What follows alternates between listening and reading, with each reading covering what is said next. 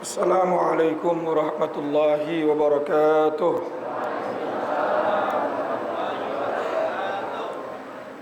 Bismillah, alhamdulillah. Assalatu wassalamu ala rasulillah Sayyidina wa habibina wa syafi'ina wa maulana Muhammad Miftahi babi rahmatillah Adada ma fi ilmillah Salatan wa salaman daimaini bidawami mulkillah wa ala alihi wa sahbihi wa mawalah wa la hawla wa la quwata illa billah. Amma ba'du. Hadratul Mukarram yang sama-sama kita muliakan, guru-guru kita Kiai Haji Muhammad Misjan, Kiai Haji Ahmad Habibi Abdul Rashid Ramli, Kiai Haji Farah Furqan Mukarrabin Yusuf. Kita doakan guru-guru kita semoga beliau semua sehat afiat, diberikan panjang umur dan manfaat ilmunya buat kita semua, amin ya rabbal. Ketua Majelis Ta'lim Ukhuwah Islamiyah Bapak Haji Basroin, Ustaz Haji Muhammad Tahir, Ketua Masjid Hidayatul Karamah Bapak Ustaz Ahmad Muhammad Fauzi, dan seluruh jajaran pengurusnya serta seluruh para jamaah sekalian, bapak-bapak, ibu-ibu dan saudara-saudaraku yang hadir, semoga semuanya dimuliakan Allah Subhanahu wa taala. Tanpa berpanjang kalam, mari sama kita mulai kembali pembahasan kitab Qawamis Tughyan ala Manzumati Syu'bil Iman. Kembali kita baca surat Al-Fatihah. Mudah-mudahan Allah memberikan kita ilmu yang bermanfaat, ilmu yang maslahat, ilmu yang bisa membuat hidup kita selamat dunia sampai akhirat. Ala hadhihi niyyah wa ala kulli niyatin salihah wa ala man nawa salafus salih wa ila hadratin nabiyil mustafa sayyidina wa habibina wa syafi'ina wa maulana Muhammadin sallallahu alaihi wasallam wa ala alihi wa azwajihi wa dhurriyyati wa ali baitil kiram, khususan ila ruhi muallifil kitab Sayyidil Imam Asy-Syaikh Zainuddin bin Ali Al-Malibari Al-Fannani wa Sayyid Syekh Nawawi bin Umar Al-Jawi Al-Bantani wa usuli ma furu'i mawdhu'ul huquqi alayhim ajma'in.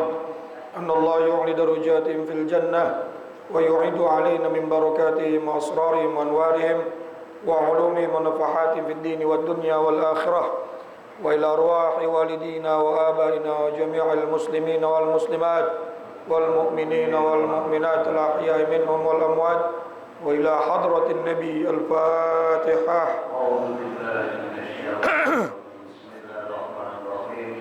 Alhamdulillahirabbil alamin arrahmanir rahim maliki yaumiddin. Iyyaka na'budu wa iyyaka nasta'in ihdinas siratal mustaqim siratal ladzina an'amta 'alaihim ghairil maghdubi 'alaihim waladdallin. Rabbighfir li wa liwalidayya amin. Bismillahirrahmanirrahim. Qala al-musannif rahimahullahu ta'ala wa nafa'na bi'ulumihi wa amadna bi asrari fid daraini amin. Wa la tada' hudural jum'ati wal jama'ati wal 'idaini. Wasiat berikutnya dari baginda kita Nabi Muhammad sallallahu alaihi wasallam adalah wala tada' hudurul jamaah. Jangan sampai kita meninggalkan sholat berjamaah Jumat. Sholat Jumat maksudnya dengan berjamaah. Wal jamaat, dan juga jangan sampai meninggalkan sholat berjamaah. Wal idain, dan juga jangan sampai meninggalkan sholat berjamaah dua hari raya. Meskipun ini larangan atau perintah, tapi hukumnya beda-beda. Khususnya buat laki-laki ini. Kalau berjamaah sholat Jumat, hukumnya fardu ain. Kewajiban atas tiap individu masing-masing, tidak bisa diwakilkan. Jamaah sholat Jumat berjamaahnya hukumnya fardu ain. Ini kita lagi bahas jamaahnya dulu nih. Kalau berjamaah sholat 5 waktu, ini kita lagi bahas mazhab Syafi'i, hukumnya fardu kifayah. Kalau sudah ada yang berjamaah, laki-laki dari orang Islam yang ada di wilayah tersebut gugur kewajibannya.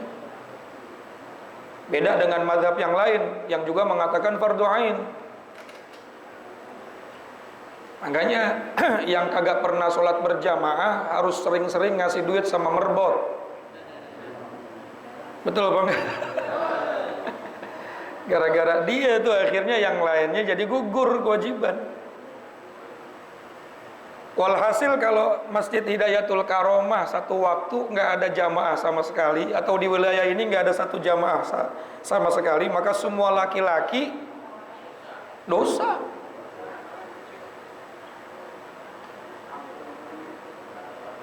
Kenapa nggak ada sholat jamaah? Pada kondangan semua Pak Ustaz. Dosa. Wal-Aida ini kemudian sholat berjamaah pada 2 hari raya, hukumnya sunnah muakkadah. Meskipun sebagian ada juga yang mengatakan fardu kifayah, tapi masyhurnya sunnah muakkadah. Jadi sholat berjamaah itu kalau kita baca dalam kitab fikih, hukumnya yang pertama wajib fardu ain pada sholat Jumat, kemudian fardu kifayah saat sholat 5 waktu, kemudian sunnah muakkad pada saat sholat Idul Fitri, Idul Adha. Makruh, ada juga nih sholat berjamaah makruh hukumnya kalau tahu imamnya fasik. Makruh bukan berarti haram ya. Udah jelas bener nih si imam fasik. Fasik itu mulazamah fil ma'asi, selalu bermaksiat, hobi sama maksiat, bukan sekali-kali, bukan. Kalau sekali-kali manusia pasti maksiat. Ini bener-bener hobi. Hobi bener-bener. Habis sholat isya dia pakai celana pendek main catur. Mending kalau main catur doang, kadang-kadang banting kartu. Dan terus menerus. Saya mau tanya Pak, terbuka aurat itu dosa apa enggak? Lutut sampai ke puser itu aurat bukan? Kalau laki-laki kelihatan pahanya ngebuka aurat kagak? Kalau dia terus-terusan begitu fasik nggak kira-kira? Fasik. Jadi kalau udah jadi imam jangan begitu, Ferguson. Hukumnya fasik. Jelas ya? Termasuk maksiat-maksiat yang lain yang secara mulazamah, terus-terusan, mudawwamah, terus-terusan dilakukan dan menjadikan hobi. Nah, berjamaah sama orang yang model begitu hukumnya makruh. Yang terakhir hukum berjamaah haram. Udah tahu imamnya batal diterusin baik. Imam udah salah diterusin. Imamnya udah kentut, udah tahu kentut, terusin. Imam tadi kita lihat wudunya berantakan, terusin. Imam bacaannya hancur, terusin. Nah yang haram itu makmumnya. Ya kalau misalnya sama-sama hancur sih bodo amat. Ini kadang-kadang jadi makmumnya lebih fasih. Imamnya berantakan. Udah mau farokoh aja, mau farokoh. Daripada kita ikut-ikutan batal. Nah ini termasuk wasiat dari baginda Nabi Muhammad SAW. Jadi jangan tinggalin berjamaah. Dalam sholat Jumat hukumnya fardu ain, karena sholat Jumat nggak bisa dilakukan gila aja lu sholat Jumat sendiri. Azan sendiri, qomat sendiri, khutbah sendiri, jadi imam sendiri. Ada orang yang lewat, itu Ustaz Hamid kapan gilanya? Bahkan dalam mazhab Syafi'i minimal berapa? 40 orang yang menjadi ahli Jumat. Bukan musafir, sudah akil, balik, merdeka, ahli Jumat lah pokoknya. Berarti kalau ada 39 orang, satunya anak kecil, belum sah. 39 orang, satunya musafir, kalau jadi musafir nggak usah Jumatan. Maksudnya tidak usah membuat Jumatan yang semuanya musafir, nggak sah. Kecuali kita ngikut sholat sama kampung tersebut. Ini kagak. Satu bis musafir bikin Jumat lah. Kumaha. Kalau dia ngikut Jumatan di tempat orang lain, boleh. Kadang-kadang so Islamic Center juga sih. Waduh. Kalau berjamaah sholat yang lain bisa. Tapi kalau Jumatan wajib mustautinin. Karena dalam berjamaah itu ada rahmah, ada kasih sayang Allah, ada keberkahan. Dalam perkumpulan-perkumpulan yang baik banyak keberkahan. Apalagi perkumpulannya dalam melakukan sesuatu yang fardu. Sesuatu yang fardu ya sholat 5 waktu, sholat Jumat, maka berkahnya luar, termasuk dalam tolabul ilmi. Dalam hal-hal yang mubah aja kebersamaan itu mengundang rahmat, apalagi dalam sesuatu yang jelas gak kira-kira?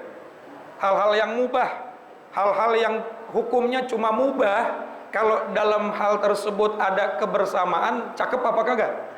Cakep. Apalagi perkara yang difardukan lalu dilakukan secara Masya Allah.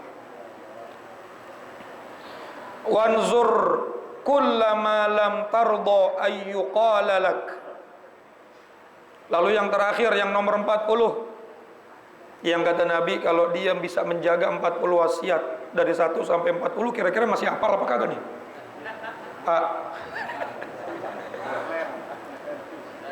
Yang terakhir 40 nih. Nabi bilang wanzur kullama lam tardo ayyuqala lak wa yasna' bika fala tarda bih li ahadin wala tasna'hu bih.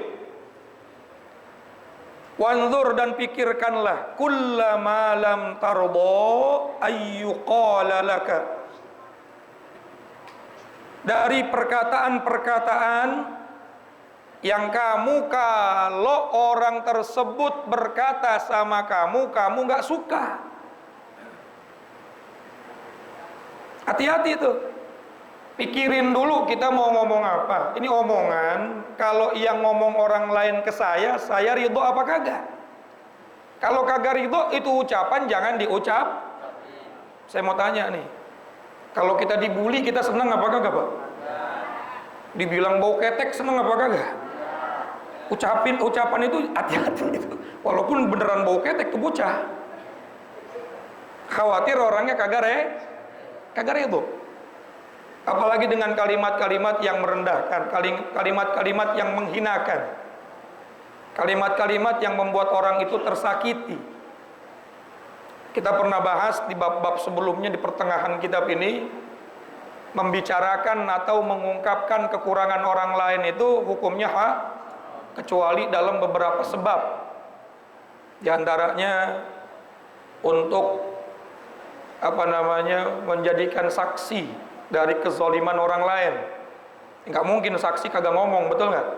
Akhirnya diungkapkan semua kejelekan orang yang kita sebut. Kemudian yang berikutnya ketika kita ingin menyelamatkan orang lain dari kezaliman orang tersebut, niatnya supaya orang lain tidak ikut terkena jangan deket-deket sama dia.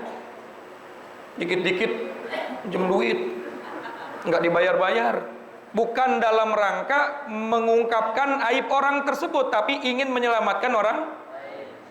Jangan dekat-dekat sama dia, fitnahnya besar. Nah itu bukan termasuk ghibah, bukan termasuk mengungkap keburukan orang lain yang haram.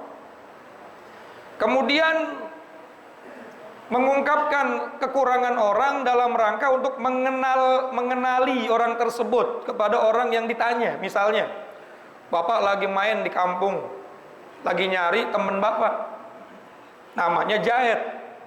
Sementara di kampung tersebut yang namanya Jahit ada 10. Ditanya, Pak, rumahnya Mang Jahit di mana?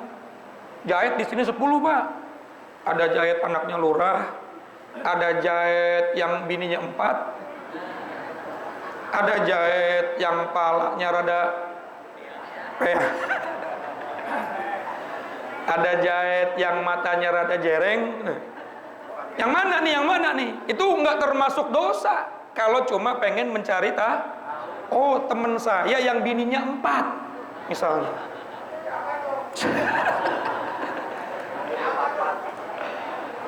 Jadi ucapan-ucapan yang haram itu ketika mengungkap kesalahan orang lain tanpa atau bahasa Spanyolnya ujuk, nggak ada niat untuk supaya orang lain selamat, nggak ada niat untuk mengungkapkan keburukan orang lain biar tidak menyebar kepada yang lain, nggak ada niat supaya orang lain tahu untuk mengenali yang kita cari. Ujuk-ujuk baik tuh, orang nggak ada angin nggak ada hujan tiba-tiba ngomongin orang. Paham nggak kira-kira? Apalagi ngucapin sesuatu yang tidak membuat hatinya nyaman kepada orang di hadapannya. Maka hati-hati dengan ucapan. Jangan sampai mengucapkan sesuatu yang kita kalau diucapkan itu kepada diri kita, kita kagak redho. Dipikirin dulu deh. Ini omongan kalau saya terjadinya sama saya, kira-kira saya redho apa kagak? Kalau kagak redho ya jangan diomongin sama orang lain. Wa yasna' bika, begitu pula perbuatan kamu. Tadi ucapan, ini perbuatan. Kalau kita berbuat sesuatu sama orang lain, lalu kita pikir-pikir, ini kalau perbuatan ini terjadinya sama saya, dilakukannya kepada saya, kira-kira saya ridho atau tidak nih? Saya suka atau tidak? Kalau nggak suka ya jangan lakukan itu kepada orang lain. Kalau dalam hadis yang lain dalam Sahih Bukhari, al-muslim man salimal muslim min lisani wa yadihi. Orang Islam itu orang Islam yang bisa nyelamatin orang Islam lainnya dari mulutnya, ucapannya, dan dari mulutnya nggak nyakitin, perbuatannya tidak merugikan. Itu orang Islam tuh baru tuh. Ini harusnya menjadi konsep dalam tiap individu muslim, sehingga orang-orang muslim semuanya akhlaknya mulutnya kalau ngomong kagak nyakitin, perbuatannya kalau berbuat tidak merugikan. Coba diulang-ulang terus nih hadis, supaya kita kalau mau ngomong sama orang lain atau di hadapan orang lain, kita jaga omongan. Apalagi sampai menghina bapaknya, menghina ibunya. Bapaknya kagak salah dibawa-bawa, emaknya kagak salah dibawa-bawa. Masya Allah. Bal qala Salman radhiyallahu ta'ala anhu, bahkan Salman radhiyallahu anhu berkata, qultu ya Rasulullah, aku bertanya kepada Rasulullah sallallahu alaihi wasallam, ya Rasulullah, ma thawabu hadhil arba'ina hadithan, apa ganjaran pahala orang yang hafal 40 hadis ini?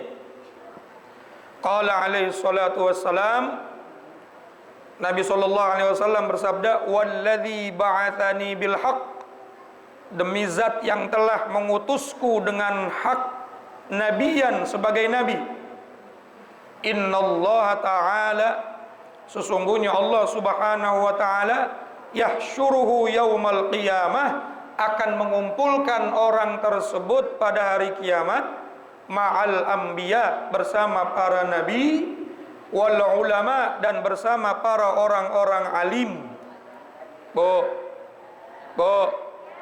Pak, pengen nanti dibangkitin di padang mahsyar bersama orang-orang alim dan bersama para nabi? Masya Allah tuh 40 hadis nih dari halaman berapa? Halaman 97 sampai halaman cuma 3 halaman, Pak. Ngapal mah gampang, ngapalnya. Ngamalinnya yang susah. Tapi usahain lah. Masa kita kagak pengen kita dibangkitkan sama Rasulullah, dibangkitkan di padang mahsyar bersama para rasul, para ulama, para orang-orang yang dimuliakan sama Allah subhanahu wa ta'ala. Derajatnya tinggi karena mengamalkan apa yang diajarkan oleh baginda Nabi sallallahu alaihi wasallam. Menghafalnya saja sudah dapat pahala, apalagi sampai mengamalkan. Wa 'allaman nas wa man ta'allama hadhihi al-arba'ina. Lalu barang siapa orang yang mempelajari 40 hadis ini, kemudian dia mengajarkan kepada orang banyak, kana dzalika khairan, maka hal tersebut lebih baik min ayyutad dunya wa ma fiha, daripada dia diberikan dunia beserta isi-isinya oleh Allah Subhanahu wa taala. Makanya nanti habis ini nih kita dengerin lagi nih guru kita nih, arba'in juga tuh ya, 40 hadis. Betul apa kagak?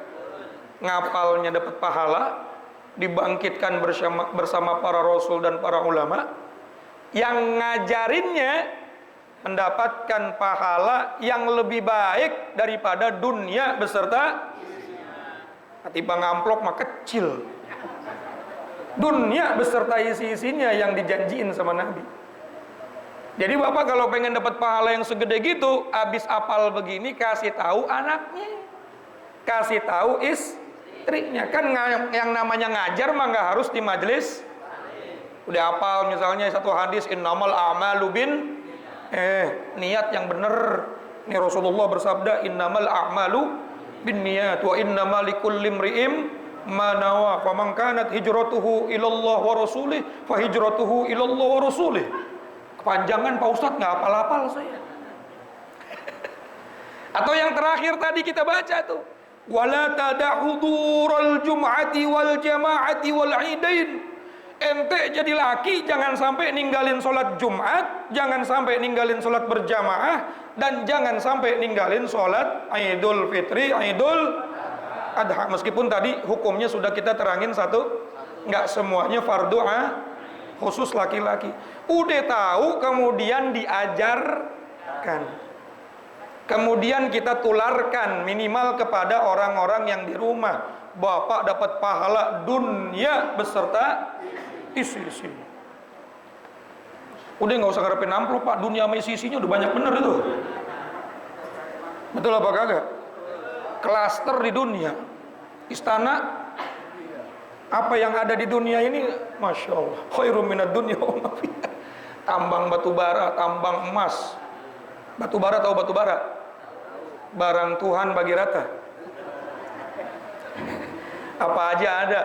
Kita mungkin nggak bisa memiliki secara zahir, tapi thawabnya, pahalanya orang yang mengajarkan minimal 40 daripada hadis baginda Nabi SAW yang dengan berbagai macam versi-versinya, ya, maka dia mendapatkan pahala khairum minad dunya wa ma fiha.